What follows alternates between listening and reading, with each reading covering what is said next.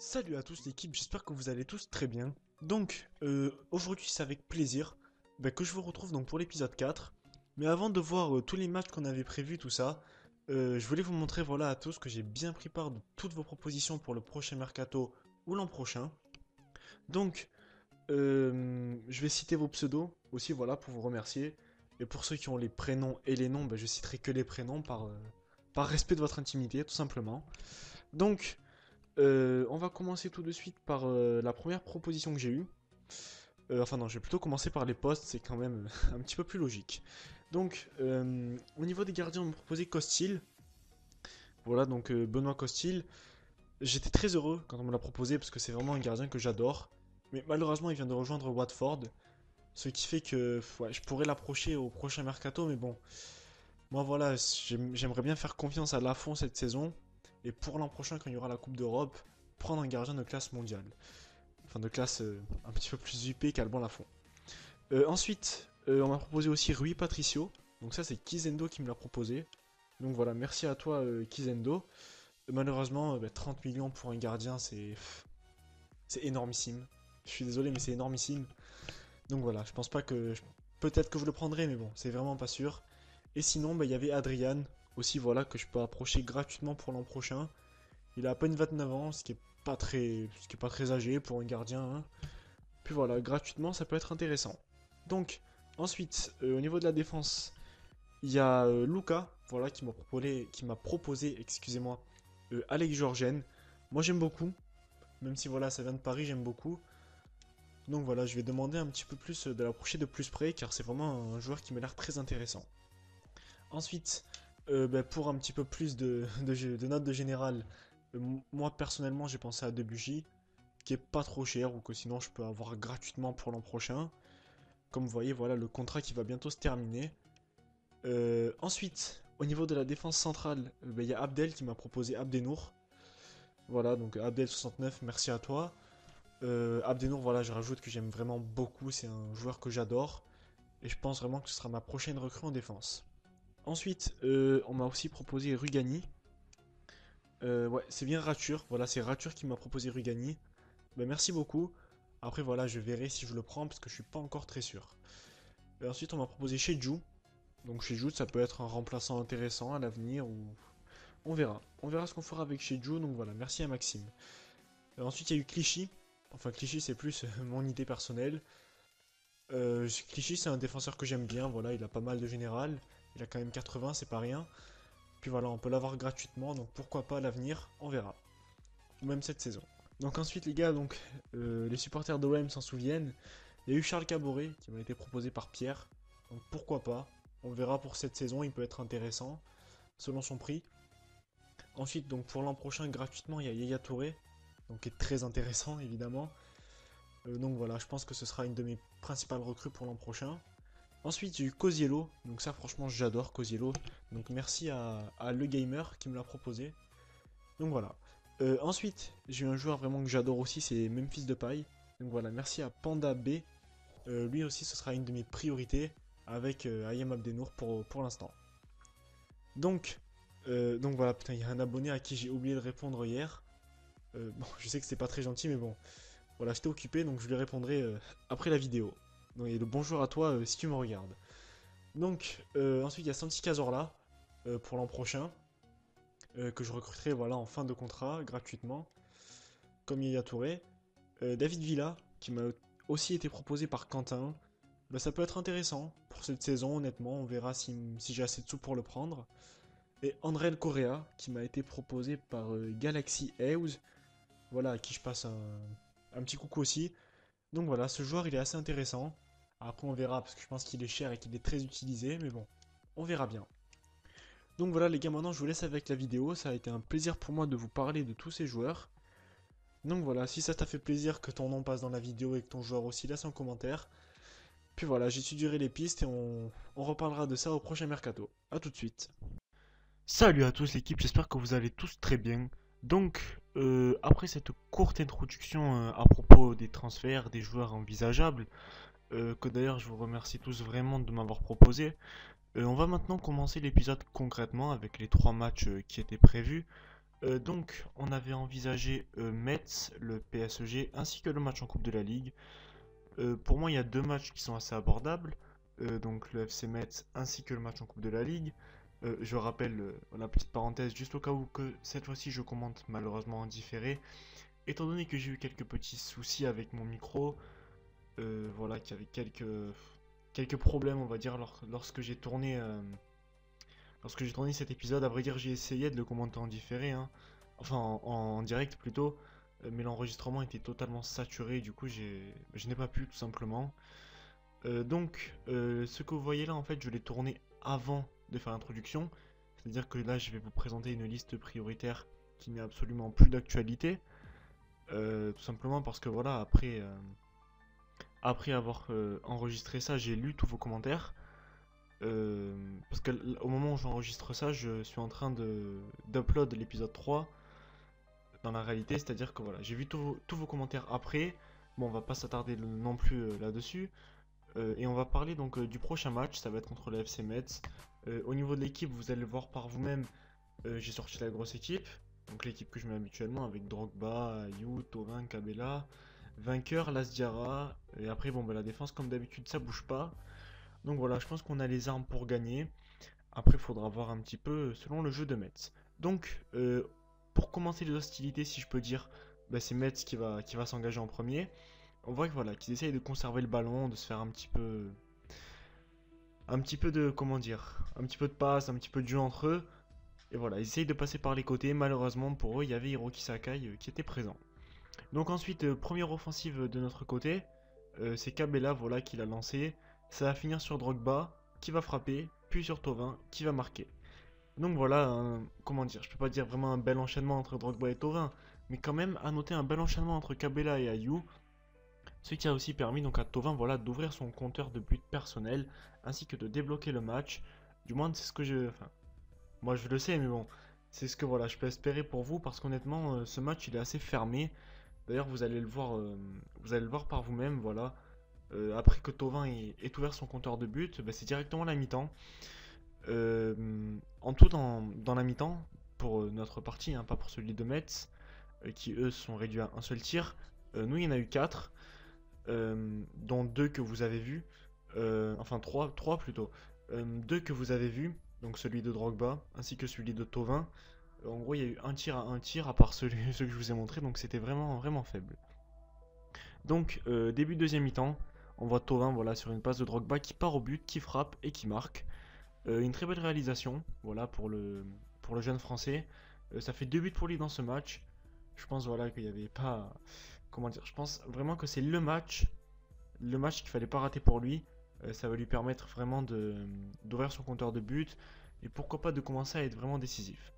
Donc, pour les premiers changements, les amis, je vais faire tourner d'abord en faisant rentrer Bafé Gomis ainsi que Romain Alessandrini.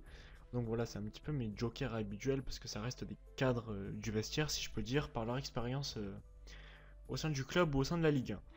Donc, par la suite, les gars, Metz qui va encore conserver le ballon. On voit voilà, qu'ils se font des passes, tout ça, qu'ils essayent un petit peu de passer par les côtés. Bah, ils vont y parvenir justement. Ils vont même centrer. Rekik voilà, qui dégage le ballon de la tête, même si c'est pas un dégagement très académique. Puis ensuite, Alban Lafont qui parvient à se saisir tranquillement du ballon. Donc, par la suite, dernier changement, ça va être Machache. Voilà, Machache qui va rentrer pour mettre un petit peu de fraîcheur dans la défense, parce que voilà, Bedimo il est un petit peu sur l'âge maintenant. Donc voilà. Après, peut-être que vous pensez que Machache c'est seulement un joueur offensif.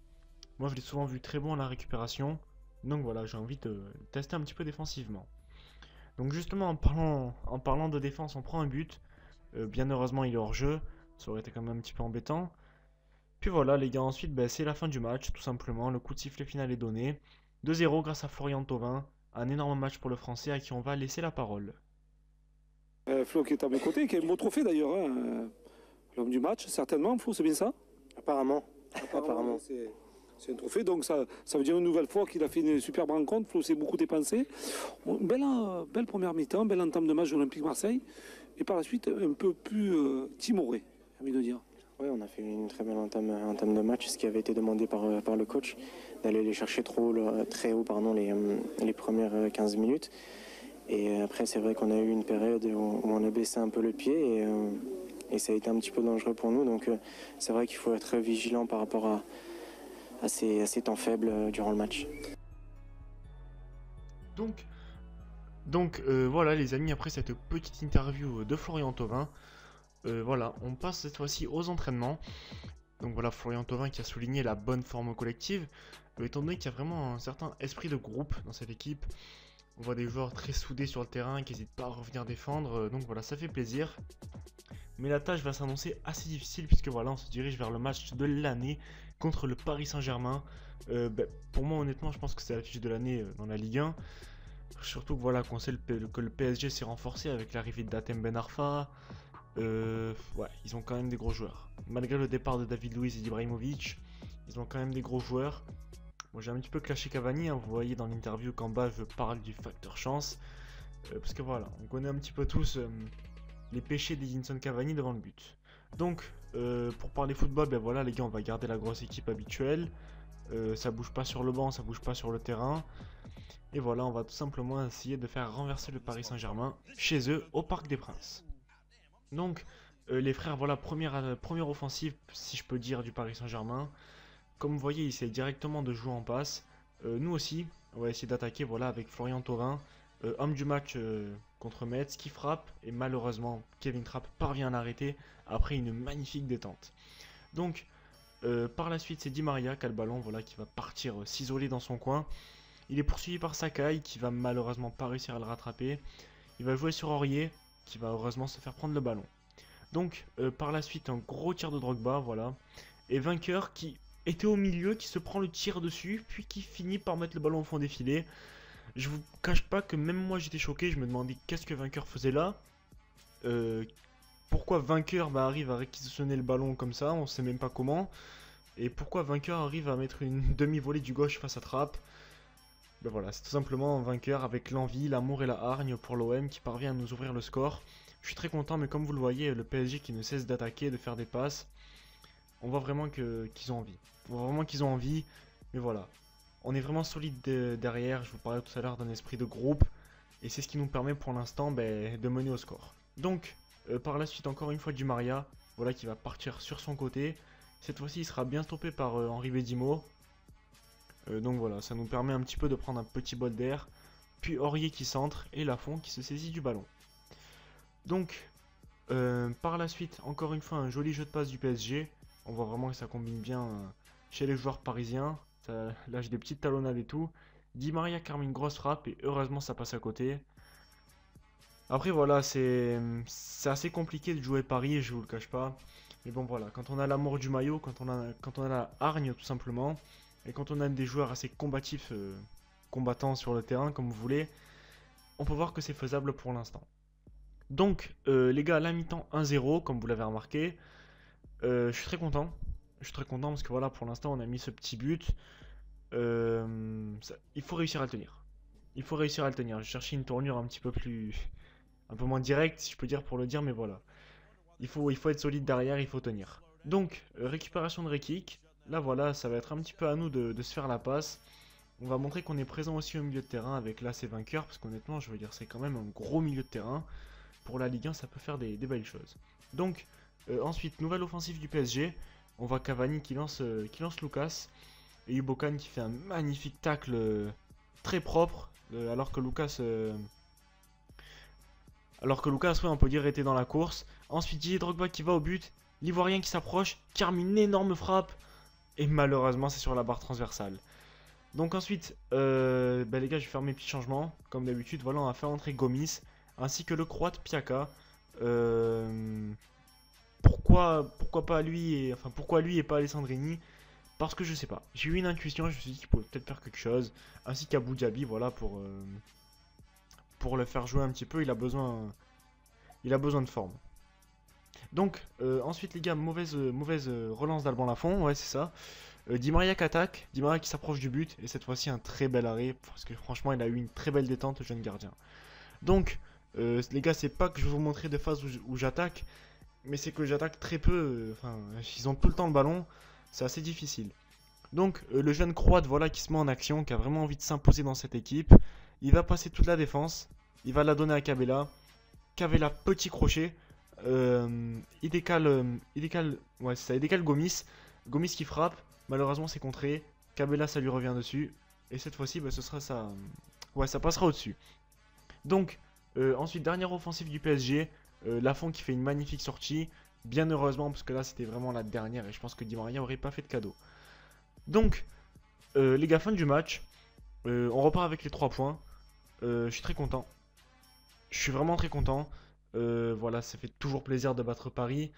Ainsi que de ramener 3 points à la maison. C'est vraiment très important. Donc, la petite séance d'entraînement. Voilà, les joueurs sont un petit peu fatigués, je pense. Du coup, ils galèrent un petit peu. Bon, on va rien leur dire. Ils nous ont ramené les 3 points du Parc des Princes. C'est assez exceptionnel. Donc, les gars, ce qui va être intéressant là pour cette fin de vidéo, parce que voilà, ça va être le dernier match, c'est que la Coupe de la Ligue, ça va me permettre de faire tourner en fait vraiment mon effectif. Je suis très content. Je suis très content d'avoir un effectif comme celui-ci, assez complet si je peux dire. Voilà, donc comme vous allez le voir, je vais faire jouer Diaby, je vais faire jouer Machache, Piaka, Alessandrini. Piaka pour l'instant, parce que vous allez voir qu'il va sortir et que je vais mettre Maxime Lopez. Pourquoi? Ben, un simple coup de poker. Voilà, j'ai juste envie de voir un petit peu mes jeunes du centre. Je vais mettre sur le banc Ocampos. Je vais mettre titulaire NG aussi, avec Bafé Gomis. J'ai mis Andonian aussi, qui va repasser dans l'axe. Et c'est Ubokan qui va passer sur le côté. Parce que voilà, il est assez rapide. Et j'ai aussi mis Fanny sur son couloir droit, excusez-moi, comme à l'ancienne. Après, évidemment, j'ai pas pu mettre tout le monde dans le groupe, hein, parce que voilà, il n'y a pas énormément de remplaçants pour la Coupe de la Ligue. Mais voilà, au moins, on va faire un petit peu de tournée, on va faire reposer les cadres, ainsi que donner de la confiance aux jeunes. Et ça, franchement, c'est vraiment quelque chose de bien dans le football, voilà, ce genre de coupe. Ça permet de ramener des sous, ainsi que de faire jouer les jeunes.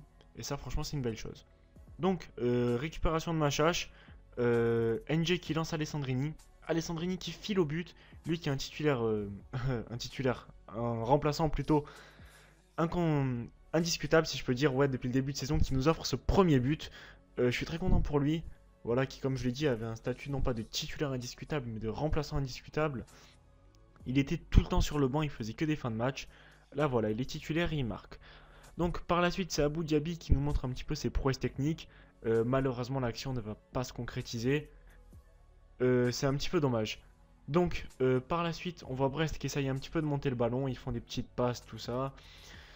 Ils restent pas derrière. Ça fait plaisir de voir des petites équipes qui n'ont pas peur d'attaquer. Après nous aussi voilà, on a enlevé les cadres. Donc c'est peut-être pour ça. Donc là un centre.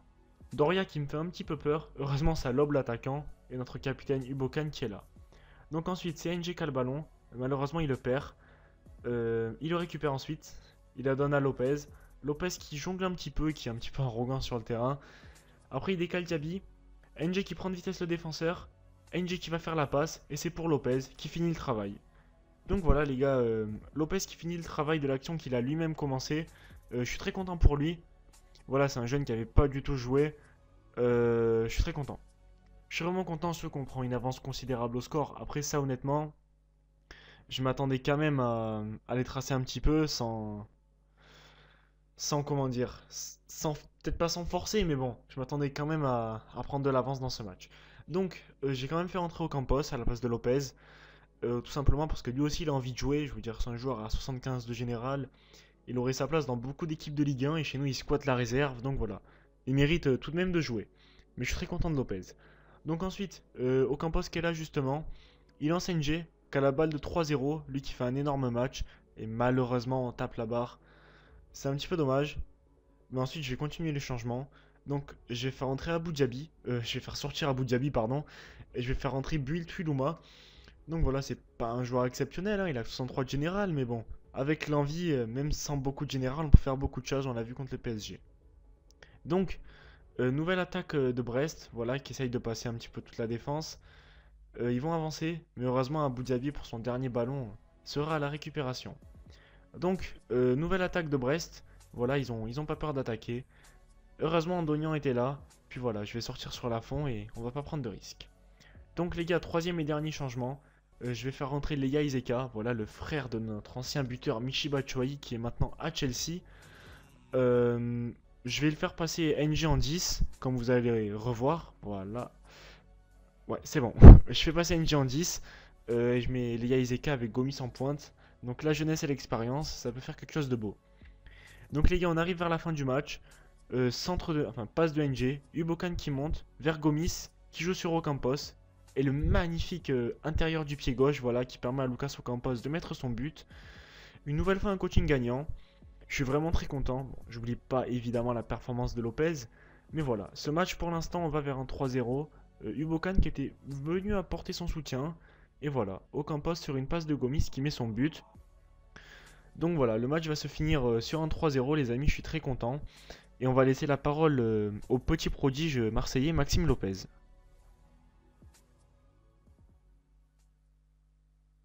Bon Maxime, soirée forcément particulière puisque c'était ta première titularisation en match officiel avec l'OM. Oui, c'est vrai, voilà, ça m'a fait plaisir de titulariser pour la première fois à Marseille. Voilà, j'attendais depuis longtemps ce moment. J'ai essayé de ne pas trop me mettre de pression, de jouer mon jeu et c'est bien passé. Tu as attendu longtemps mais tu as répondu présent. Là. On peut dire que tu as fait une belle prestation ce soir. Oui, après ça sera plutôt au coach d'en juger. Moi je me suis senti assez bien, les joueurs m'ont mis à l'aise. J'ai réussi à faire une bonne partition, on verra bien, on va se préparer pour le match du dimanche. Donc voilà les amis, après cette noble interview du jeune Maxime Lopez, on sent beaucoup, beaucoup, pas d'expérience parce qu'il est assez jeune, mais beaucoup de maturité dans son discours. On sent voilà, que ça peut être un élément intéressant. Est-ce que je vais le garder? Est-ce que je vais le prêter? Est-ce que je vais le faire évoluer? Est-ce que je vais le vendre? Laissez-moi voilà, vos avis dans les commentaires sur ce jeune joueur. En attendant les amis, voilà, c'était le dernier match de la vidéo. Moi j'étais très content voilà, de vous faire cette vidéo. On va quand même finir sur un petit rapport d'équipe. Parce que voilà, ça fait toujours du bien de voir un petit peu, comment dire, l'évolution de nos joueurs. Donc là on voit la petite dotation de compétition aussi qui est pas énorme, mais bon, c'est toujours bon à prendre quelques sous. Non, je me suis trompé, ça c'était la composition d'équipe, voilà, le rapport d'équipe. On voit Lafont qui évolue assez bien. Donc voilà, il y a Sakai aussi. Après je vais pas vous parler de tous les joueurs, hein. Si vous voulez voir les statistiques d'un joueur et que pourquoi pas, moi je vous donne mon avis, laissez-moi un petit message dans l'espace commentaire si vous voulez un petit peu discuter de l'espace, du potentiel d'un joueur ou quelque chose comme ça. Voilà, moi c'est avec plaisir. Donc après évidemment je vais faire des petits commentaires. On voit Vainqueur qui pour moi est vraiment bon. Mon Asdiara évidemment ça bouge pas, c'est le patron. Même s'il perd un petit peu, c'est assez dommage, mais bon. Ensuite il y a le petit Lopez, voilà, qui a mis son but. Bon là il y a les joueurs un petit peu plus connus, les Tovin, les Alessandrini. Bounassar qui joue pas malheureusement. Bon les gars, je pense que vous savez un petit peu pourquoi, sans vouloir le dénigrer. Il y a Cabella aussi qui est très bon. NG que j'aime beaucoup. Puis voilà, après il y a nos petits attaquants, donc il y a Rabilar, il y a Porsan Clémente, ainsi que Ayew et Drogba. Donc voilà les gars, le rapport d'équipe est fini. Moi j'ai pris énormément de plaisir à faire cette vidéo. En ce moment les abonnés ça pète un petit peu, pas énormément mais bon ça progresse bien, je suis très content.